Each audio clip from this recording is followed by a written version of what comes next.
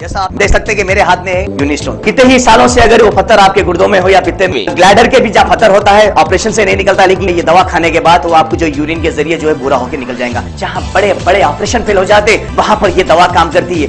गुर्दे और पित्ते की पथरी ये प्रोडक्ट से गल जाती है, फिर दोबारा पथरी फॉर्म होने नहीं देती और इसमें कोई साइड इफेक्ट भी नहीं है। मेरे को पित्ते में कैंकर आ गया था, मैडम दवा दी और मैं अच्छी हो गई। Contact 9703939436 R&S Unani Pharmacy. First